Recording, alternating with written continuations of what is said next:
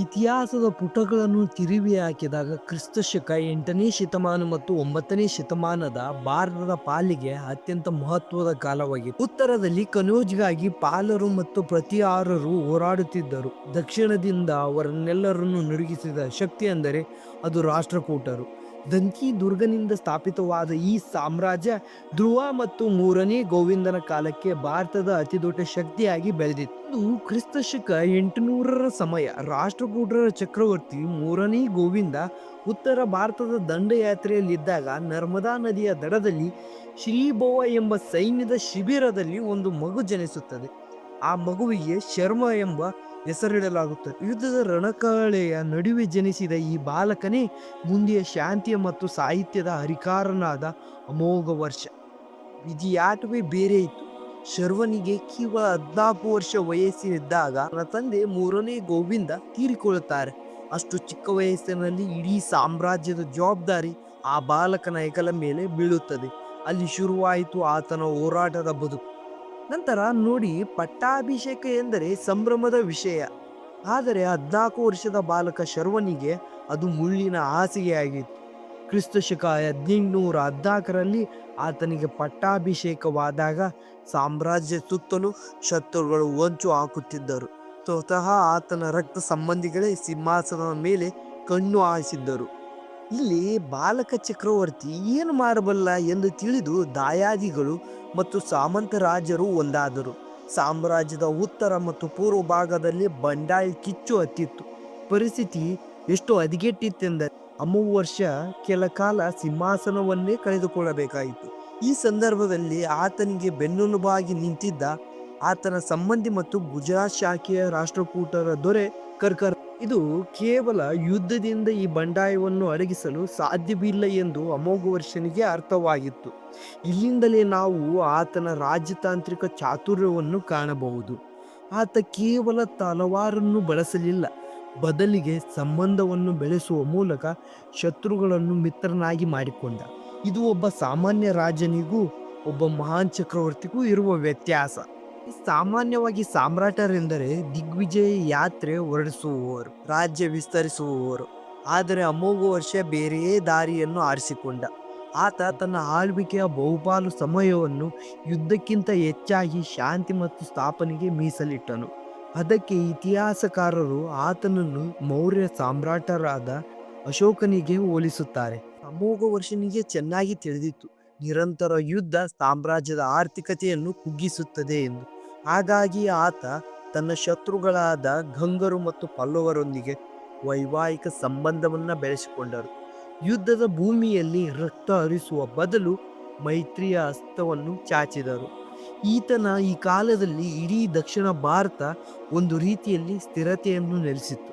ತನ್ನ ರಾಜ್ಯಕ್ಕೆ ಬಂದ ಮಹಾಮಾರಿಯೇ ಅಂದರೆ ಬರಗಾಲ ಅಥವಾ ರೋಗವನ್ನು ತಡೆಯಲು ಜನ ಕಲ್ಯಾಣಕ್ಕಾಗಿ ಅಮೋಘ ವರ್ಷ ತನ್ನ ಕೈಬೆರಳನ್ನೇ ಅರ್ಪಿಸದೆಂದು ಇದು ಆತ ತನ್ನ ಪ್ರಜೆಗಳ ಮೇಲೆ ಇಟ್ಟಿದ್ದ ಅಪಾರ ಪ್ರೀತಿಯನ್ನು ತೋರಿಸುತ್ತದೆ.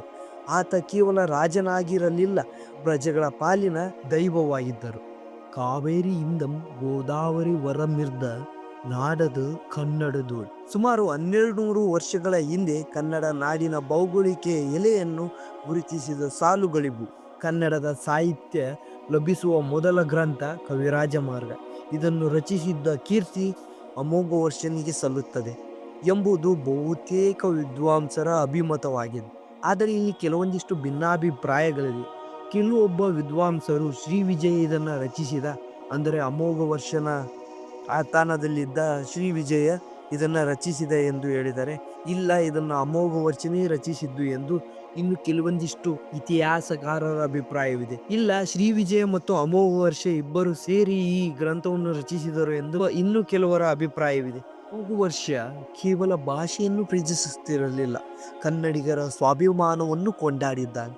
ಕೆಲವೊಂದು ಕಡೆ ಅಮೋಘ ವರ್ಷ ಬರೆಯುತ್ತಾನೆ, ಕುರಿತ ತ್ವದಯಂ ಕಾವ್ಯ ಪ್ರಯೋಗ ಪರಿಣತ ಮತಿಗಳು. ಅಂದರೆ ಓದಿದರೂ ಕಾವ್ಯದ ಸಾರಾಂಶವನ್ನು ಅರ್ಥ ಮಾಡಿಕೊಳ್ಳುವಷ್ಟು ಬುದ್ಧಿವಂತರು ಕನ್ನಡಿಗರು ಎಂದು ಆತ ಹೆಮ್ಮೆಯಿಂದ ಹೇಳಿದ್ದಾನೆ. ಕವಿರಾಜ ಮಾರ್ಗವು ಕೇವಲ ಸಾಹಿತ್ಯದ ಬಗ್ಗೆ ಮಾತ್ರವಲ್ಲ, ಅಂದಿನ ಕಾಲದ ಕನ್ನಡಿಗರ ವೇಷಭೂಷಣ, ಆಚಾರ ವಿಚಾರ ಬಗ್ಗೆಯೂ ಬೆಳಕು ಚೆಲ್ಲುತ್ತದೆ. ಸಾಹಿತ್ಯದ ಜೊತೆಗೆ ಕಲೆಗೂ ಅಮೋಘ ವರ್ಷ ಅಪಾರ ಪ್ರೋತ್ಸಾಹ ನೀಡಿದ್ದರು.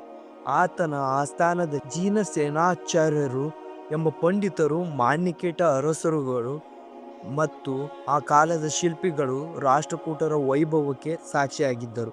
ಕನ್ನಡ ಭಾಷೆಗೆ ಒಂದು ಶಾಸ್ತ್ರೀಯ ರೂಪ ದೊರೆತಿದ್ದು ಇವರ ಸುವರ್ಣ ಯುಗದಲ್ಲಿ. ರಾಷ್ಟ್ರಕೂಟರ ರಾಜಧಾನಿ ಎಂದರೆ ಅದು ಕೇವಲ ಒಂದು ನಗರವಾಗಿರಲಿಲ್ಲ, ಅದು ಅಂದಿನ ಭಾರತದ ಸಾಂಸ್ಕೃತಿಕ ಕೇಂದ್ರವಾಗಿತ್ತು. ಅಮೋಘ ವರ್ಷನು ಇಂದಿನ ಕಲಬುರಗಿ ಜಿಲ್ಲೆಯ ಮಳಖೇಡ ಅಂದರೆ ಅಂದಿನ ಮಾನಿಕೇಟ ತನ್ನ ರಾಜಧಾನಿಯಾಗಿ ನಿರ್ಮಿಸಿದ್ದನು. ಅರಬ್ ಪ್ರವಾಸಿ ಸುಲೇಮಾನ್ ಈ ನಗರವನ್ನು ಕಂಡು ಬೆರಗಾಗಿದ್ದ. ಇದು ಪ್ರಪಂಚದ 4 ಶ್ರೇಷ್ಠ ಸಾಮ್ರಾಜ್ಯಗಳಲ್ಲಿ ಒಂದು ಎಂದು ಬಣ್ಣಿಸಿದ್ದಾನೆ. ಸುಮಾರು 64 ವರ್ಷಗಳ ಕಾಲ ಆಳ್ವಿಕೆ ನಡೆಸಿದ ಅಮೋಘ ವರ್ಷ ತನ್ನ ಅಂತಿಮ ದಿನಗಳಲ್ಲಿ ರಾಜ್ಯದ ಅಧಿಕಾರಕ್ಕಿಂತ ಹೆಚ್ಚಾಗಿ ಆಧ್ಯಾತ್ಮಿಕ ಕಡೆಗೆ ಆಕರ್ಷಿತನಾದ. ಆತ ಆಗಾಗ ರಾಜ್ಯಭಾರವನ್ನು ತನ್ನ ಮಂತ್ರಿಗಳಿಗೆ ಅಥವಾ ಮಗನಿಗೆ ಒಪ್ಪಿಸಿ ಧ್ಯಾನ ಮತ್ತು ಚಿಂತನೆಯಲ್ಲಿ ತೊಡಗಿದನು. ಈ ರಾಜರ್ಷಿಯ ತನ್ನ ಪ್ರಜೆಗಳ ಸುಖವನ್ನೇ ತನ್ನ ಸುಖವೆಂದು ಭಾವಿಸಿದ್ದರು. ಒಬ್ಬ ಮಹಾನ್ ರಾಜನ ಅಂತ್ಯವು ಆತನ ಬದುಕಿನಷ್ಟೇ ಅರ್ಥಪೂರ್ಣವಾಗಿತ್ತು. ಕ್ರಿಸ್ತ ಶಕ 878ರ ಸುಮಾರಿಗೆ ಅಮೋಘ ವರ್ಷ ಇಹಲೋಕ ತ್ಯಜಿಸಿದರು. ಆದರೆ ಆತ ಕೇವಲ ಮಣ್ಣಾಗಿರಲಿಲ್ಲ. ಕಾವ್ಯಗಳಲ್ಲಿ, ಆತ ಕಟ್ಟಿದ ನಗರದಲ್ಲಿ ಮತ್ತು ಆತ ಕಲಿಸಿದ ಶಾಂತಿಯ ಪಾಠದಲ್ಲಿ ಇಂದಿಗೂ ಕನ್ನಡಿಗರ ಮನಸ್ಸಿನಲ್ಲಿ ಅಜರಾಮರವಾಗಿದ್ದಾನೆ.